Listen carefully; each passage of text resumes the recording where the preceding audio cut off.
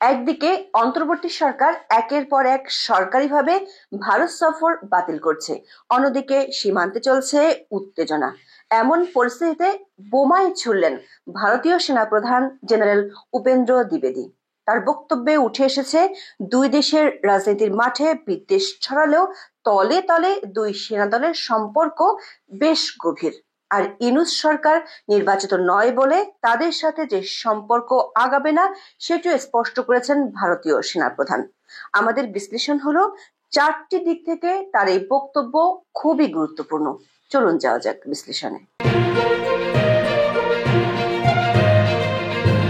13 জানুয়ারি army day উপলক্ষে দিল্লিতে ভারতীয় সেনাবাহিনীর বার্ষিক সংবাদ সম্মেলনে কথা বলেন ভারতীয় সেনা প্রধান জেনারেল উপেন্দ্র দ্বিবেদী।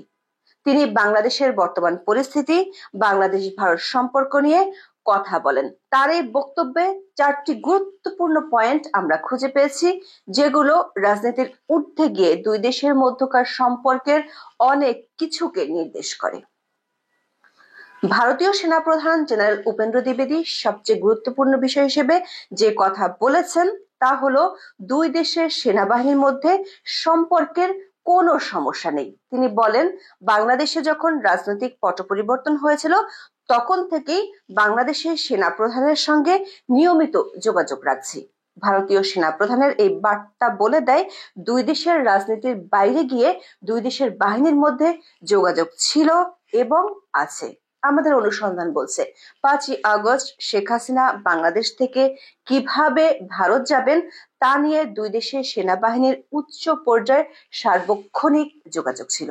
শেখ হাসিনা বাংলাদেশ থেকে ভারতে গিয়েছিলেন বাংলাদেশ বিমান বাহিনীর একটি উড়োজাহাজে করে। এই ফ্লাইটটির কোড নেম ছিল স্কোয়াড কোড 4131। উড়োজাহাজটি ভারতীয় আকাশ সীমায় পৌঁছানোর পর ট্রান্সপন্ডার ও স্বয়ংক্রিয় জিওলোকেটর সিস্টেম চালু করা হয়েছিল। সাধারণত উড়োজাহাজ ওড়ার সাথে সাথে ট্রান্সপন্ডার চালুর নিয়ম আছে, কিন্তু দুদেশের মধ্যে যোগাযোগকারীরা পুরো বিষয়টির গোপনীয়তা রক্ষার স্বার্থে এটি করেছিল। আবার উড়োজাহাজটি সরাসরি ঢাকা থেকে দিল্লি না গিয়ে কলকাতা হয়ে দিল্লি গিয়েছিল। সেই সিদ্ধান্ত তখন দুই দেশের প্রতিরক্ষা বাহিনীর উচ্চ পর্যায়ে নেওয়া হয়েছিল। ইন্ডিয়া টুডের এক প্রতিবেদনে বলা হয়েছে, শেখ হাসিনার উড়োজাহাজটি সীমান্ত অতিক্রম করার পর পশ্চিমবঙ্গের হাসিমারা বিমান ঘাঁটিতে 101 স্কোয়াড্রনের দুটি ডাসাল্ট রাফেলের যুদ্ধ বিমান এটিকে স্কর্ট করে। পত্রিকাটি জানিয়েছে, ভারতীয় কর্তৃপক্ষ সীমান্ত থেকে 10 কিলোমিটার দূরে থাকতেই ফ্লাইটটির উপর নজরদারি শুরু করেছিল। ভারতীয় সেনাপ্রধান তার বক্তব্যে আরো বলেছেন, বাংলাদেশের সেনাপ্রধান জেনারেল ওয়াকারুজ্জামানের সাথে গত নভেম্বরেও ভিডিও কনফারেন্সের মাধ্যমে কথা হয়েছিল। ওই বৈঠকটি এমন এক সময় হয়েছিল যখন সাবেক প্রধানমন্ত্রী শেখ হাসিনা ভারতে আশ্রয় নেওয়ার পর তা নিয়ে দুই দেশের কূটনৈতিক সম্পর্কের টানাপোড়েন চলছিল। ভারতীয় সেনাপ্রধানের এমন বক্তব্যের অর্থ হলো, দুই দেশের সেনাবাহিনীর সম্পর্ক কখনো রাজনৈতিক উত্তেজনা বা দ্বন্দ্বের কাছে ধরা দেয় না, বরং তারা নিজেদের কৌশলগত অবস্থান এবং জাতীয় স্বার্থকে সর্বোচ্চ অগ্রাধিকার দিয়ে পরস্পরের সঙ্গে সম্পর্ক বজায় রাখে। যদিও বাংলাদেশের রাজনৈতিক পরিস্থিতি এবং সেনাবাহিনীর মধ্যে কিছু পরিবর্তন ঘটেছে, তবুও তাদের মধ্যে সহযোগিতা অব্যাহত রয়েছে, যা সুস্পষ্টভাবে জানিয়ে দিয়েছেন ভারতের সেনাপ্রধান। ভারতীয় সেনাপ্রধান বলেছেন, সামরিক ক্ষেত্রে দুপক্ষের মধ্যে যে সমন্বয় ছিল তা সেরকমই আছে।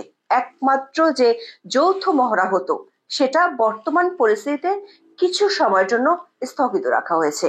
যখন পরিস্থিতির উন্নতি হবে তখন সেই যৌথ মহড়া চালানো হবে। ভারত ও বাংলাদেশ সেনাবাহিনীর মধ্যে সবশেষ যৌথ মহড়া হয়েছিল 2023 সালের 3 অক্টোবরে। এটি ছিল 11তম মহড়া। 2009 সালে ভারতের জোরহাটে প্রথম সম্প্রীতি মহড়া অনুষ্ঠিত হয়েছিল। খবর হলো, শেখ হাসিনার আমলের শেষ দিকে ভারত ও বাংলাদেশের মধ্যে কিছু প্রতিরক্ষা চুক্তি হয়েছিল। সেসব চুক্তির অধীনে দুই দেশের সেনাবাহিনীর মধ্যকার কোনো ইস্যু নিয়ে এখনো বিরোধ দেখা দেয়নি। বিশেষ করে বাংলাদেশের সামরিক বাহিনীর জন্য এখনো সবচেয়ে বেশি অস্ত্র কেনা হয় চীন থেকে। তাছাড়া বিশ্বের অনেক দেশ বাংলাদেশের কাছে অস্ত্র ও সামরিক সরঞ্জাম বিক্রি করতে চায়। তা সত্ত্বেও বাংলাদেশ ও ভারতের প্রতিরক্ষা চুক্তিগুলো আগের মতোই কাজ করে যাচ্ছে।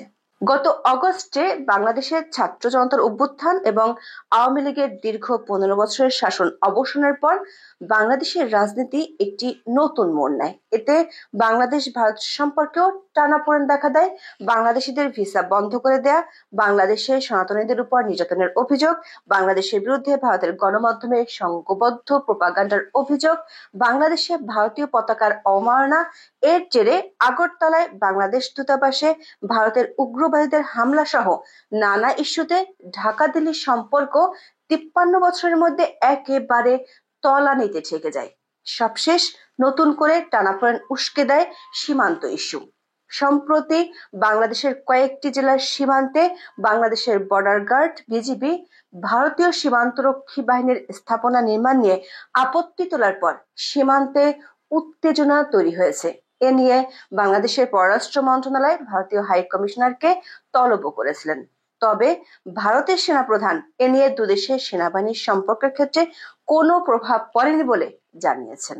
ভারতীয় সেনাপ্রধান বলেছেন, কৌশলগত কারণে বাংলাদেশ আমাদের জন্য গুরুত্বপূর্ণ।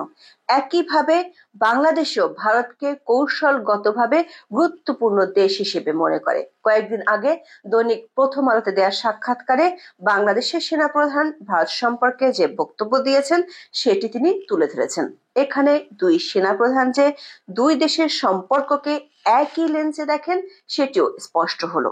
ভারতীয় সেনাপ্রধান কৌশলগত গুরুত্বের কথা স্মরণ করিয়ে দিয়ে বলেছেন, আমরা প্রতিবেশী, আমাদের একসঙ্গে থাকতে হবে, পরস্পরকে বুঝতে হবে। কোনো ধরনের বিদ্বেষ আমাদের কারোর স্বার্থের জন্যই ভালো হবে না। ভারতীয় সেনাপ্রধান বললেন, রাজনৈতিক ফায়দা লোটার জন্য পায়ে পা দিয়ে ঝগড়া করলে আঞ্চলিক সম্পর্কে কোনো ভালো হবে না। ভারতীয় সরকার বাংলাদেশের নির্বাচিত সরকার ছাড়া কোনো অগণতান্ত্রিক ও অনির্বাচিত সরকারের সাথে সম্পর্কের গভীরে যেতে চায় না। বিশেষ করে ভারতের পররাষ্ট্র সচিব বিক্রম মিশ্রের বাংলাদেশ সফরের সময় দুই দেশের মধ্যকার চুক্তিগুলো রিভিউ সংক্রান্ত আলোচনা না হওয়ার মূল কারণ ছিল এটি। তখন ভারতের পক্ষ থেকে জানানো হয়েছিল, নির্বাচিত সরকার ছাড়া ভারত সরকার এসব বিষয়ের অগ্রগতি নিয়ে আলোচনা করতে চায় না। একইভাবে ভারতীয় সেনাপ্রধানের বক্তব্যের একটি গুরুত্বপূর্ণ দিক হলো নির্বাচিত সরকার এর প্রয়োজনীয়তার কথা। তিনি বলেছেন, রাষ্ট্রীয় সম্পর্কের বিষয়ে আলোচনা করা যাবে তখনই যখন নির্বাচিত সরকার থাকবে। এর মাধ্যমে তিনি রাজনৈতিক পরিস্থিতির স্থিতিশীলতার উপর গুরুত্ব আরোপ করেছেন। নির্বাচিত সরকার ছাড়া দুই দেশের সম্পর্ক যে এগোবে না তার একটা প্রচ্ছন্ন ইঙ্গিত ভারতীয় সেনাপ্রধানের বক্তব্যে আমরা দেখতে পাচ্ছি। এমনকি দুই দেশের সেনাবাহিনীর মধ্যে যে যৌথ মহড়া বন্ধ আছে সেটি কখন আবার শুরু হবে তাও তিনি বলেছেন। সেটি রাজনৈতিক নির্বাচিত সরকার ছাড়া শুরু হওয়ার সম্ভাবনা আর নেই। ভারতের সেনাপ্রধান জেনারেল উপেন্দ্র দ্বিবেদীর বক্তব্য থেকে বাংলাদেশ ও ভারতের সেনাবাহিনীর উচ্চ পর্যায়ে যে একটা তলে তলে সম্পর্ক আছে সেটি স্পষ্ট। তবে নির্বাচিত সরকার ছাড়া যে দুই দেশের সম্পর্ক ঠিক হবে না সে বার্তাটি আশঙ্কার। আজ এ পর্যন্ত। সবাই ভালো থাকুন, সুস্থ থাকুন, নিরাপদে থাকুন। দেখা হবে আগামী পর্বে।